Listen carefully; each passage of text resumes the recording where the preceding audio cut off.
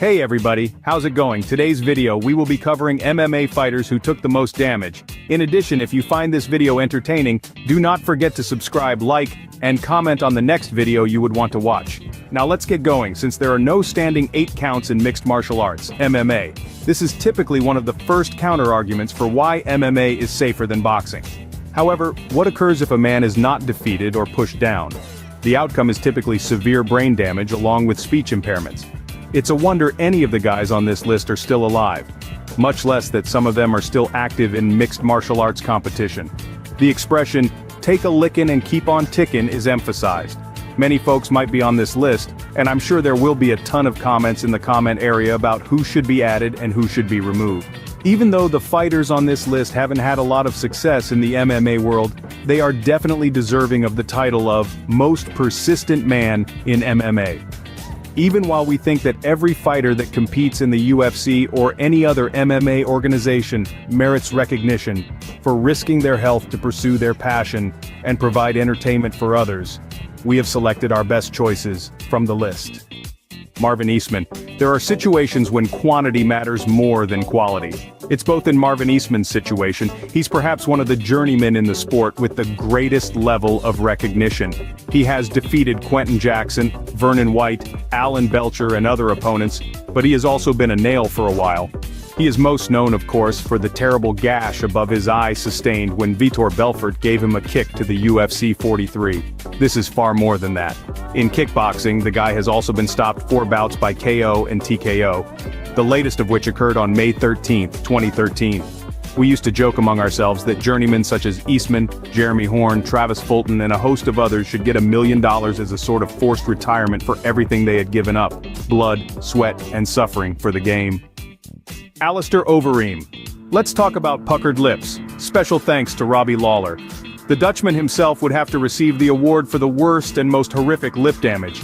It appears that Overeem is getting severely destroyed if he loses via Kotko. He took relentless punishment from the cage in a handful of his battles before collapsing to the ground. In addition to the beating he received from Sergei Kharitonov, Mauricio Shogun and Chuck Liddell gave him some significant body blows.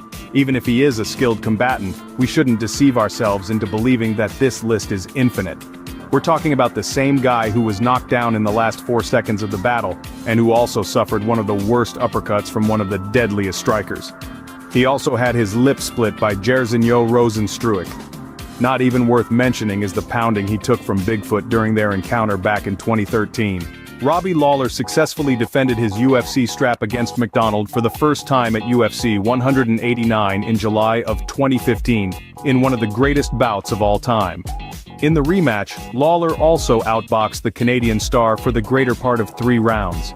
But McDonald had the opposite effect in their UFC 189 rematch. By giving his merciless opponent a flawless roundhouse head kick that left Lawler with jelly legs and sent him flailing in the direction of the fence. With a barrage of punches, kicks, elbows and knees along the fence, McDonald's completely destroyed Lawler, splintering the champion's lip and ripping open an ugly wound on his head. Lawler survived, and after a close 4th round, came back to destroy McDonald's busted-up nose in the 5th, defeating the Canadian by TKO and retaining his title. During the post-fight interviews, UFC President Dana White stated that Lawler's lip gash was the grossest thing he had ever seen in his life. A cut that extended from Lawler's upper lip to his right cheekbone. Antonio Nogueira. In certain situations, a fighter's cumulative damage cannot be determined only by looking at his KLTKO losses. Antonio Rodrigo Nogueira is one such example. In their first fight at decision loss, he was badly beaten by Fedor Emelianenko, with vicious blows to his head that sent him bouncing off the ground in the opening frame. In addition to the injuries sustained from powerful blows, Frank Mir shattered his arm totally. However, he has also suffered severe consequences from his successes. He was slammed on his head by Bob Sapp, blasted by Mirko Cro Cop for nearly the entire fight, and he was dropped with a head kick by Heath Herring in their rubber match. It seems that a good portion of his career has been built around taking damage, a noble feat in the fight game, but punishing nonetheless. Gary Goodridge. You could tell Gary Goodridge wasn't the type of man to take things easy from the moment he made his mixed martial arts debut at UFC 8. After 11 Kotko's, Goodridge developed CTE pugilistic dementia, which he mostly links to his K1 career in which he lost 14 KOs. 90% majority of my wounds originated from K1 where head trauma and repeated head traumas are the only conditions present.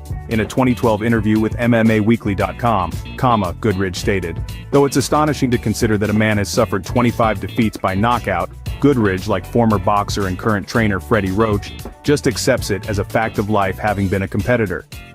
Mark Hunt. In addition to possessing arguably of the biggest hands in MMA history, Mark Hunt also takes hits from some of the biggest punchers in all of combat sports.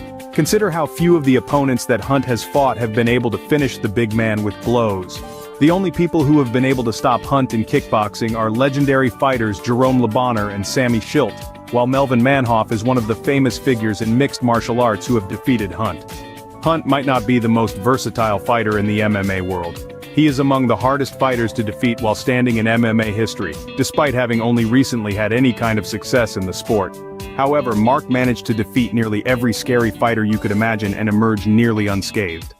Kazushi Sakuraba. We can't think of a single fighter who has endured more injury in their career than Kazushi Sakuraba, with the exception of Gary Goodridge. In their first battle, Wanderlei Silva completely destroyed him, was put out cold in their third and last battle having suffered a dislocated shoulder in their second encounter, and that's only the very beginning. Who could forget how bloodied and swollen his face was after taking many knees to the head during his altercation with the much bigger Ricardo Arona? It was his defeat by Mario Saramsky that was maybe the last indication of the harm he had sustained. In the first round, Sakuraba's ear was nearly coming off after a little over 2 minutes. Diego Sanchez. Diego Sanchez can take a serious knockdown, even though his MMA career hasn't been as successful as some of the others on this list. Over the years, Sanchez has fought in innumerable battles and suffered multiple facial disfigurements. After his matches with BJ Penn and Martin Kampmann, he was hardly recognizable. Given the amount of blood loss and swelling that Jackson's MMA fighters suffered in those 2 rounds, Sanchez is among the sport's most resilient warriors. It would be morally reprehensible to exclude his utter slugfest with Gilbert Melendez. Additionally, MMA aficionados may find their guilty pleasures in his bout versus Clay Guida. Even though the Dream hasn't had much success in mixed martial arts, it would be absurd to leave him off of such a list. James Thompson. Although James Thompson's situation might surprise some observers, it is by no means exceptional. A lot of big strong guys have had a hard time making it in combat sports. It's as like Mother Nature has determined that in order to benefit from so many genetic talents, a person must have a weakness, like a suspicious-looking chin. For a period, Shannon Briggs experienced the same thing. Before he was harmed, he had the appearance of a holy horror. Although Thompson has a list of commendable accomplishments, a belt with no notch is useless if you can't find your pants. 13 knockouts or takedowns is plenty. We must begin to realize that KOTKOs are associated with concussions, which are real brain damage. Getting hammered by one of the all-time greats, Kimbo Slice, was undoubtedly one of his most unforgettable experiences. Darren Elkins. Darren the Damaged Elkins is the first fighter in the history of mixed martial arts who has displayed their physical prowess to such an extent. It all began at UFC 209 when he was badly knocked out by Mirsad Bektic in his featherweight match. Elkins pulled off what is perhaps one of the greatest comebacks in UFC history by showing heart and winning. Elkins was the victim of some dubious tactics by Bektic after being outmatched in rounds 1 and 2 and getting destroyed. When the two men faced off, Bektic easily defeated Elkins, but in round 3, it seemed like Bektic was pushing himself too far by attempting to defeat Elkins. That gave Elkins life as he fought back against those blows and finally found himself on the verge of a heel hook finish. His expression was that of a guy who had just been beaten, yet it was also that of a true fighter. Even the battle he had in May 2020 with Nate Landwehr was arguably one of the most agonizing ones to witness, with both men howling strikes as they stood across from one another. Darren's physical look following both battles, in addition to his performance, is what put him on this list. Alright MMA fans, thank you so much for sticking around to the end of this video. If you enjoyed this video, please give it a like, make sure to hit the notification bell, and don't forget to subscribe if you're new. Also, don't forget to comment below what video you want to see next. Hello everyone, in this video we'll discuss some of the most brutal bouts in mixed martial arts history. Now let's get started. We've all witnessed a great deal of exciting, dull, or mediocre fights. However, what actually defines a great fight? Does this have to do with the fighters' rivalry? Is that what's at stake? Or is it just a matter of witnessing someone get smacked around? It's a fact that nothing is more satisfying than witnessing a spectacular knockout, or a well-fought bout that ends with both fighters screaming at one another. Please leave a comment below describing what you believe to be the bloodiest fight in history. Our first fight, Denis Stoydnik versus Stefan Struve. A 5'11" inches guy is engaged in combat with a 7'9" inches person. Does that not look a little strange to me? In any case, UFC 99 was scheduled to feature this fight. Even though they weren't the evening's main attraction, their performance managed to generate some excitement. Essentially, this battle begins with some stand-up, trading blows, but Struve's main goal was to take Stoydnik to the ground and submit him. The amusing thing is that Struve and Denis are nearly the same height, even when Struve is on his knees. After Struve's unsuccessful attempt at a triangle choke, Stoydnik got back up on his feet. The blood spurted because of this. Because Struve would not get off the ground, Stoydnik simply jumped on top of him and delivered some of the most vicious hammer fists anyone has ever seen. Denis clearly doesn't need to go to Home Depot to get a hammer based on the demonstration of his hammer fists during this fight. Essentially, the bout concluded with Struve landing on top of Stoydnik and applying a solid chokehold until Stoydnik was forced to tap. After seeing Struve, I felt as though I needed stitches. Okay. Now let's move on to the next, Joe Lauzon versus Jim Miller. There are those who contend that this fight was the bloodiest ever. In UFC 155, Joe Lauzon squared off against Jim Miller. Not only was the fight graphically bloody, but it was also amazing to witness the skill and heart these two fighters displayed. Jim appeared to be able to perform an arm triangle while standing during the first minute and a half of the round, but Joe managed to escape. A few breaks were made in the fight to tend to Joe's deep cut or to remove the loose bandage that was encircling Joe's wrist. Given that Joe had nearly put an end to the fight by subduing Jim, it could have gone either way. Joe managed to land a heel hook, but the last round was over, so he was unable to complete. By the time the fight was over, both fighters were covered in blood. This bout ranks among the top 5 of the UFC's bloodiest bounces, and it was amazing. Joe Rogan is even able to hear it. What a fight! That was a tremendous fight. Just the barrage of strikes. Alright, let's move on to the next one. Jonathan Goulet against Jay Heron. This fight ranks among the bloodiest fights ever captured on camera. According to Stitch Duran, this is the bloodiest fight and cut he has ever had to deal with. In 2005, Jay Heron and Jonathan Goulet squared off at UFC Fight Night 2. The blood had appeared during the second round after Jonathan had thrown a superb knee that instantly caused Jay's forehead to burst with blood. Jay had gotten off to a great start in the fight, but the blood made it very hard for him to focus on what was in front of him. The two fought until the third round, when Kool-Aid successfully scored a knee, resulting in more blood loss for Jay, and Jonathan was able to stop the fight. Jay deserves praise for persevering for as long as he did though. What a shame that the fight ended so quickly. It was an amazing fight. Now let's move on to the next, Stevenson versus Penn. Given how much blood Joe Stevenson lost in this fight, it is really one of the hardest to watch. The reason for scheduling the fight was Sean Shirk, the current lightweight champion, being placed on probation by the California State Athletic Commission after he tested positive for performance-enhancing drugs, or PEDs, during his match against UFC 73. In any case, this essentially helped Stevenson secure a title defense against Penn at the exact moment when Herb Dean signaled for the fighters to go in. The moment their gloves touched, BJ Penn dropped Joe in the opening 4 seconds of the first round with a stunning uppercut. As a result, the majority of the fight was entirely controlled by the ground game. But evidently BJ didn't find this problematic. Stevenson literally looked like a man who had just been mugged at the end of the first round. All of this is due to BJ Penn hitting Stevenson in the forehead with horrifying elbows, make his blood spurt out like a fire hydrant. The excerpt. It's surprising that Stevenson hung in there and tried to fight out of this mission, but once BJ Penn had Stevenson on his back, everyone knew it was over. The men did their best to close the gash on his forehead as best they could, but after a few exchanges in the beginning of the round, the cut opened up again and blooded out even worse, leaving both fighters completely covered in blood. BJ performed his trademark face-smacking and glove-licking celebration after the fight. After this one, you can't help but feel awful for Joe, regardless of what anybody else thinks. To be honest, Stevenson deserves a lot of credit for persevering through the whole thing, and BJ Penn gave a very amazing performance. Alright, let's move on to the next one. John Doe versus Antonio Silva. This is also a really good battle. Silva and Hunt would square off at UFC Fight Night 33. There are many who claim that this was the greatest heavyweight match ever. It was ridiculous how much respect these two combatants had for one another. With a few jabs, the fight got off to a somewhat sluggish start, until Silva's right hook caught Hunt in the stomach. Hunt was eventually able to stand up and carry on with his combat. Mark's bleached hair was slowly turning red and there was already some blood showing through.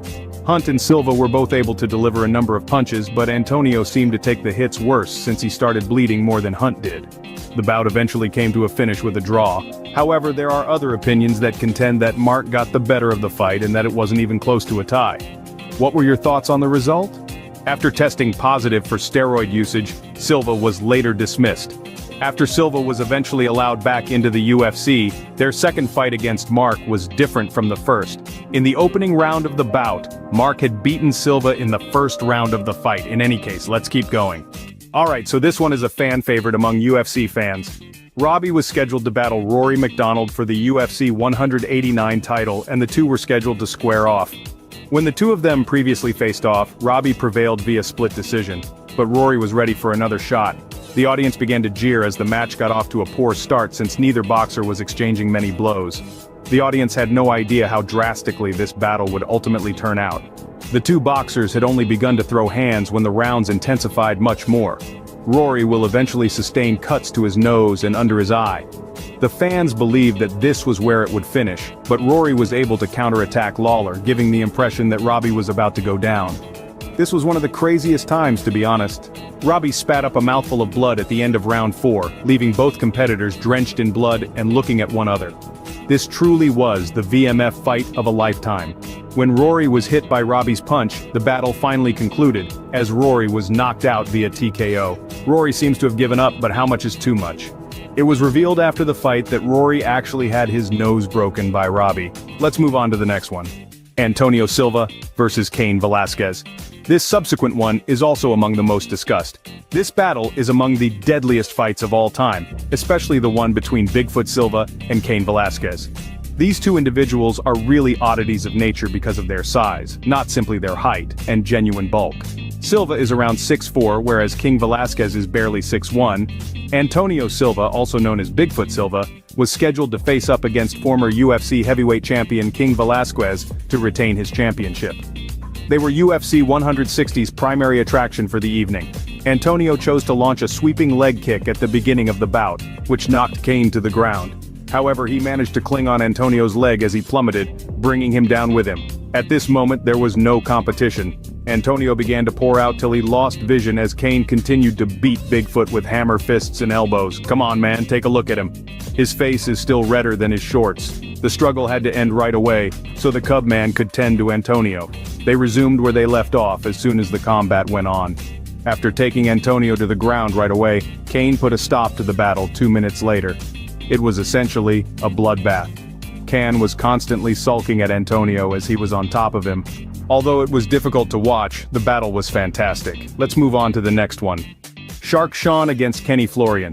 This fight is also regarded as one of the deadliest ones available.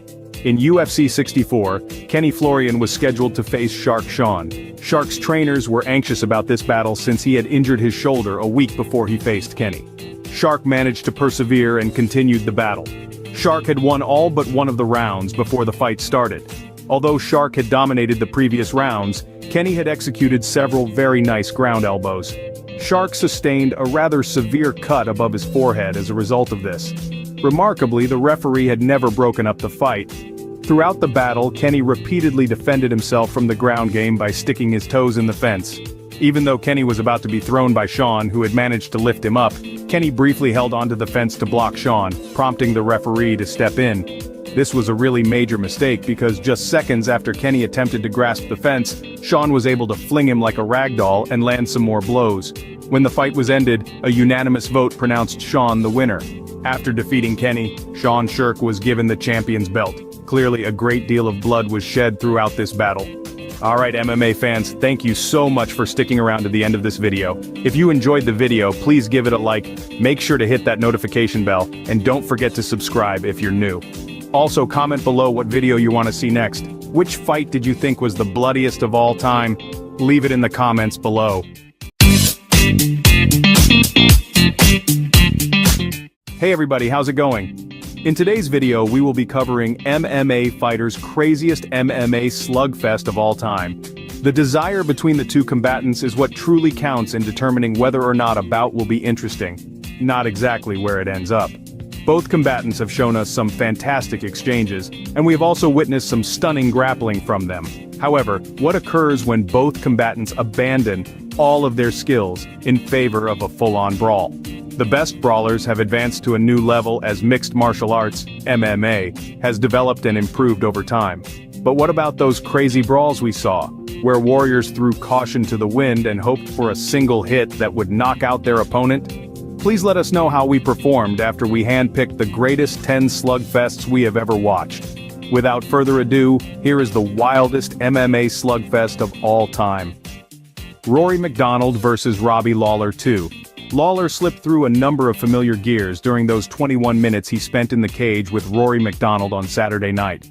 As the two engaged in a brawl that elevated the already excellent pay-per-view, he alternated from being casual and deadly serious. Robbie was up against the fence after Rory had really given him a kick, sending both of them into full-on slug mode. Now, Robbie staggered by He's that hurt. kick. He's hurt. He's hit again. 15 Nasty seconds. elbow. Lawler was on the verge of giving up in the middle, but he managed to bounce back and win via TKO early in the fourth round. Upon winning, Lawler left MacDonald battered and bloody from a severed nose as he stood in the middle of the cage, yelling with joy after successfully defending his 170-pound belt for the first time. John Lineker against Francisco Rivera. Without providing any background information, you would undoubtedly be perplexed by John Lineker's sudden shift in approach if I told you that he defeated Francisco Rivera via guillotine choke in barely 2 minutes. He does, after all, solicit contributions since when. His sole victory in the UFC came by submission, but not before one of the wildest sequences of uncontrollable chaos you will ever witness. Spots here. Wow. And Rivera's still swinging at him. He's out of it and still swinging at him. And Rivera takes him down, but It was just two soldiers yelling at each other at the end of the day. Wanderlei Silva versus Brian Stan Silva fulfilled all the predictions made by detractors. He delivered a series of straight punches into the center of the Silva storm while flat-footed, waiting for a cunning fighter like Sin to manage the distance. Stans, however, was swept up in the occasion and attempted to defeat Wanderlei Silva rather than aiming to beat Wanderlei Silva. He scented blood and pounced, pure marine aggressiveness. After the first time he hit Silva, there were no more antics, only animal fury and bloodlust, which was exactly the type of fight Wanderlei Silva was looking for. And they're slugging away. Silva goes down again. Big right hand lands for Stan. Wanderlei goes down again, but Chuck Liddell versus Wanderlei Silva. This one was exceptional since it not only lived up to the excitement but also went above and beyond what was expected of it. Chuck was ruling the UFC at the same period. In pride, Wanderlei was unstoppable thanks to his quick knockouts, thrilling bouts, and large victories. Every MMA fan's ideal matchup was Chuck Delvers versus Wanderlei Silva. For 3 rounds, the bout was an absolute slugfest, and it delivered. single person is sitting here inside the Mandalay Bay. Vanderlei, good combination. Pat Barry versus Chet Congo.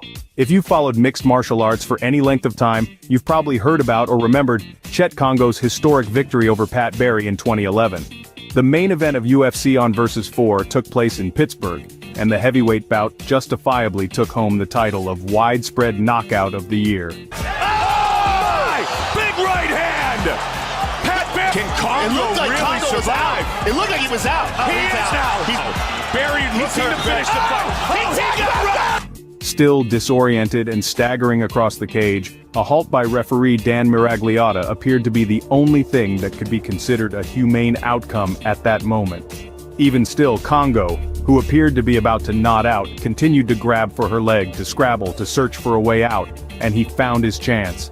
After staggering to his feet, He connected with two powerful right blows that sent Barry to the ground, ending the fight in the first round. Diego Sanchez versus Gilbert Melendez. Gilbert Melendez and Diego Sanchez have been promising pyrotechnics from their lightweight matchup at UFC 166 for the whole week. And they delivered wow.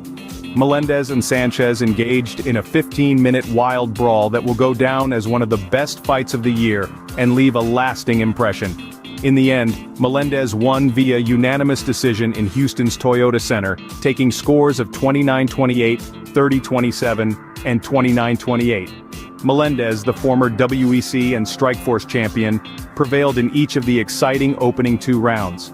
Early in the first round, Sanchez actually put Melendez in a chokehold as he was mounted on a standing back. However, Melendez seized control and used a standing elbow to open a deep gash on Sanchez's left eyebrow, from which he bled heavily for the remainder of the fight. At round 3, there was 5 minutes of pure bliss. Though he may not be the most technically gifted boxer in the world, the traditional Diego Sanchez has more heart than any fighter to have ever entered an octagon. Slides just out of range. Oh, man. Man, they're firing away. And look, They Diego continue to throw. eats it and charges Unbelievable forward. action. Sanchez was surrounded by the Toyota Center audience as the two rained vicious fists on one another, acting like two tiny vendorless sovas. Don Frye versus Yoshihiro Takayama. Nothing beats the classic Don Frye versus Yoshihiro Takayama matchup from Pride 21. UFC Hall of Famer Frye faced off against pro wrestler Takayama in now-defunct Japanese promotion Pride back in 2002, and they brutalized one another. The contest resembled a hockey fight rather than an MMA bout, and the duo swung for defenses on the way to Frye picking up a first-round win. The stare down that the two fighters shared before the bell rang showed the intensity that was about to follow. The fight began with both men holding one another in striking range as they brawled into the corner. Pride Fighting Championship demolition, and there's that right hand! They're duking it out, not right with right hand! Takayama! Oh, look at this! Later on, Takayama would commit an expensive error, with Frye in the corner being held. The former heavyweight champion of the IWGP attempted to submit him to the mat.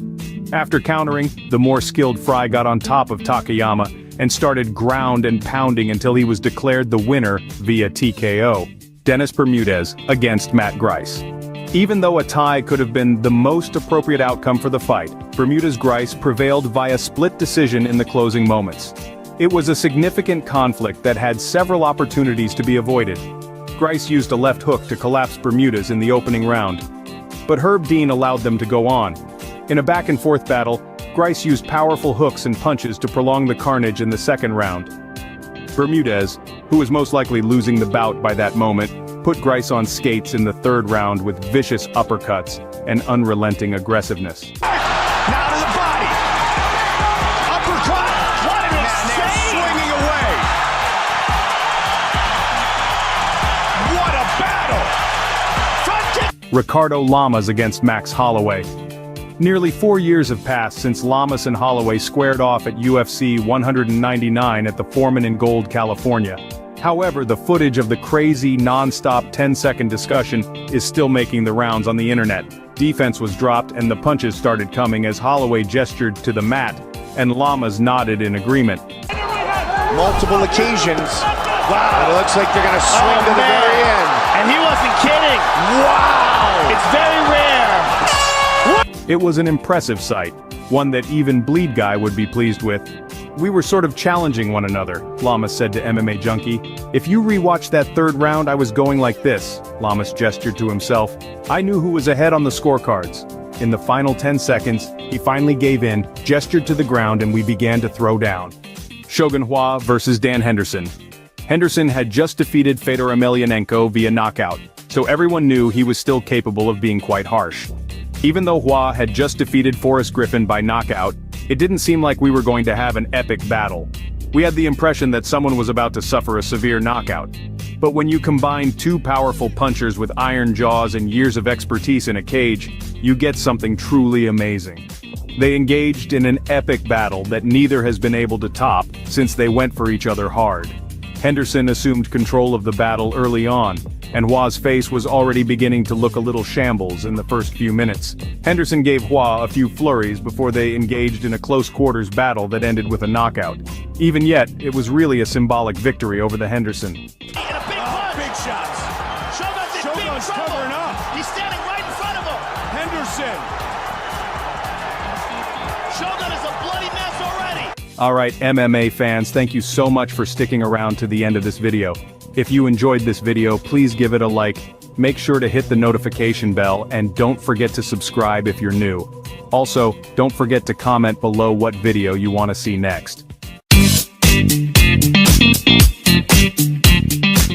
Hey everybody, how are you all doing? We'll be discussing the bloodiest matches in MMA history in today's video. Additionally, please remember to use the like button if you like this video. Comment on the next video you'd want to view after subscribing. Now let's get started.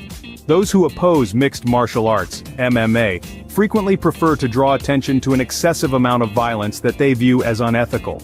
Still, fatalities are extremely uncommon, much less so than in boxing. However, the potential for frequent elbow use results in more dramatic than harmful knockouts and injuries. We may all recall the horrific battle at Bellator between McFarlane and Ortega, or the very gruesome submission of Gunnar Nelson to Cowboy Oliveira following a vicious ground and pound. Even though I often discuss the graphic and violent nature of mixed martial arts, there have only been a very small number of fully bloodied contests in the promotion's history. Even while the incisions usually heal quickly and are shallow, they nevertheless provide a disturbing sight. Whether the battle is bloody or not, it is still entertaining to witness the warriors show respect for one another at the conclusion. Without further ado, these are the most bloody MMA fights ever. When Randy Couture was at his finest, he could use his elbows to take down any opponent who was working him over from the top, or in the filthy boxing clinch game. Randy returned to work in the trilogy bout between him and VOR Belfort in 2004, only 7 months after Belfort had won the UFC Light Heavyweight Championship via a cut. It was a standard modeling for Couture. At the beginning of the second round, Couture gave Belfort a cut. Then, using his superior grip, he pounded on Belfort, causing the wound to open. Belfort bled out with every punch that Couture delivered, hitting 131 of 154 total punches to hold the position. Couture's white shorts became crimson quickly. Randy's punches were so strong and persistent that at one time Belfort's head was shaken so violently that blood splashed over the cage-side camera. Belfort finally sat in sadness at his circumstances after the third round concluded, and the medics quickly determined he was done. Stephan Bonnar, for Krzysztof Sawinski. Stephan Bonnar had his fair share of octagon battles, notably the iconic bout with Forrest Griffin, that proved to be the turning moment in the UFC's ascent to prominence in the sports world. But when he faced Krzysztof Sawinski in an Australian bout in February 2010, he was simply another undercard opponent hoping to win. When Bonnar was hit in the nose in the first frame and then again with an uppercut, the bloodletting began. But it was the genuine gusher in round 3, when both combatants went up against the fence. Bonnar took the brunt of it, appearing to result from an unintentional headbutt, and blood started to spray from his forehead right away. Unfortunately, the cut was too severe to be repaired, therefore Solzhenitsyn was declared the winner by TKO. The referee is taking a very close look at this. I think he's going to stop it. You know what? They're going to take a look at the cut, that's for certain. Chris Little has always been a warrior with guts and blood. Thus it came as no great surprise when one of their opponents cut them open. Among these situations, the one that sticks in your memory the most was his July 2008 fight against Josh Koscheck. Koscheck was often a very tough opponent for Little. With his wrestling skills, he could take the battle to the canvas, and his submission defense could put an end to any attempt. Consequently, the majority of our struggle was fought on the ground. That would not have been an issue in a normal fight, but Koscheck teed off and cut Little above the right eye in the second round. It bled copiously. Koscheck worked Little over close to the cage at one point at the conclusion of the round, leaving Little with puddles of plasma every few feet. When Little did stand up, Koscheck's blonde hair was now tinged pink, and blood covered almost the entire surface of his face and ran down his right arm. In August of 2007, one of the most notorious incidents in UFC history occurred: David Heath versus Renato Bra. It seems to have been sparked by some typical trash talking. David Heath allegedly said to Renato Babalu Soul, "You're going down at the UFC 74 weigh-ins for their fight." That seemed to set Saul off. But their match's second round would be when the pyrotechnics really started to fly. Heath was soon covered in blood as Saul brought the battle to the ground and unleashed a volley of right punches, severely widening the wound. Soon, blood was flying from Heath's forehead into his eyes and on the mat, making it difficult for him to see. Babaloo seems to take pleasure in the blood freely falling.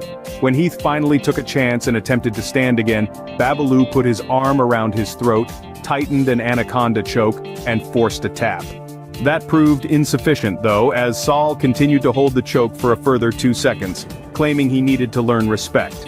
Paradoxically, Saul, who was dismissed from the organization for excessively prolonged chokeholds, was spared the deepest cut. Nicholas Dalby versus Ross Houston. The seasoned Danish fighter Dalby, who has fought in the UFC and drawn Darren Till, was hoping to unseat the unbeaten Scottish champion.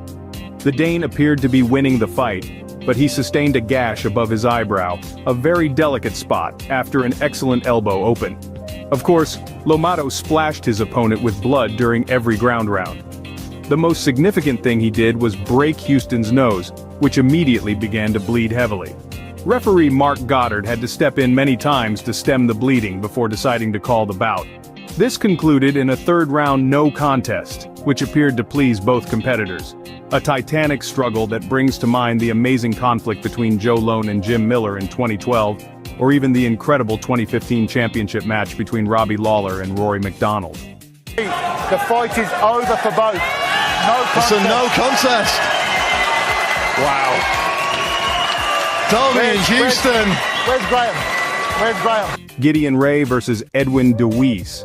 In actuality, this was a Season 4 first-round matchup on The Ultimate Fighter, rather than an official UFC bout. In any case, it still merits a spot on this list. DeWeese was practicing the top position with elbows 2 minutes into the second, when all of a sudden his forehead began to bleed. Even with replays, the specific origin of the cut has never been established, but it appears to have been his own glove. Still, the gash next to his forehead started leaking right away. The action resumed in the same spot as soon as the cut was examined. DeWeese's platinum blonde hair turned streaky, even crimson, in a matter of seconds. Ray was obviously pissed off, and he was driven enough to swiftly change his mind. This sequence might have ended after the first round of the Ultimate Fighter bout, as each fight is slated for 2 rounds, but due to a tie on the scorecards, an extra round was necessary. In the end, he emerged victorious in what was dubbed the bloodiest Ultimate Fighter match ever. Diego Sanchez versus Martin Kampmann. Until he was bleeding, Diego Sanchez was never truly engaged in combat, it appeared. Only then did he muster all of his might. One of the bloodiest fights of the year was his 2011 UFC on versus main event matchup against Martin Kampmann. This fight was quickly underway as Kampmann quickly took the man down in the opening round and thoroughly dismantled him.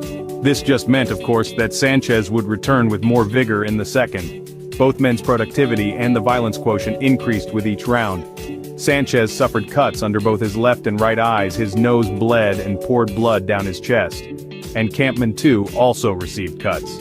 Sanchez managed to get a decision in spite of acting irrationally throughout the altercation. Unanimous decision.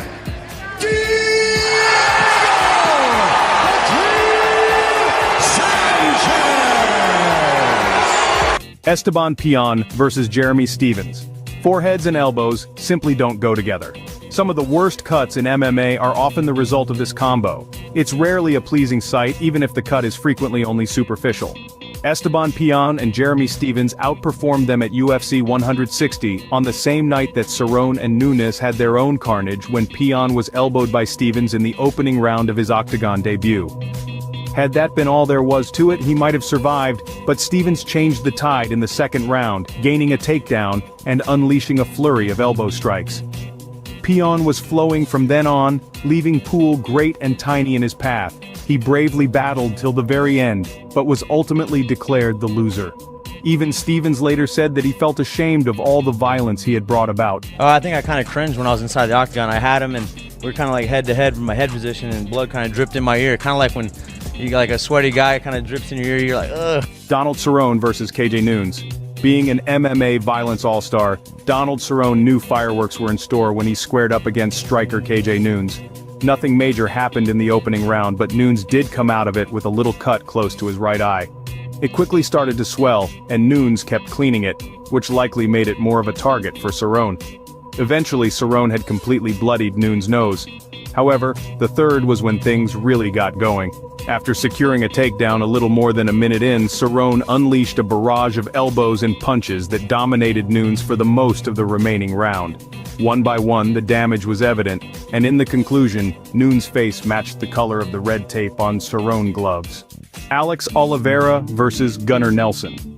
After disclosing that he had 29 stitches to close a massive gash on his skull sustained from Nelson's elbow in the second round of their main event match at UFC 231, it's safe to assume that Alex Oliveira won't soon forget his encounter with the fighter. Following a competitive first exchange in which both combatants had their chances, Nelson had the upper hand and emerged victorious against his Brazilian opponent in the second, usually meticulous in his movements. With persistence and patience, the Icelander was able to manipulate Oliveira's wrist into a position that allowed him to deliver a deadly elbow strike that instantly caused a gash above his opponent's eyebrows. Oliveira saw that he was in danger and tried to back away, giving Nelson the chance to finish the fight with a rear-naked choke as blood was streaming from his forehead. That's it. Gunnar Nelson has done it. He's back. Wow. The submission. And that brings our list to an end. Alright MMA fans, thank you so much for sticking around to the end of this video. If you like this video, please hit the like button, press the notification bell, and if you're new, remember to subscribe. Remember to leave a comment below stating which video you would want to see next.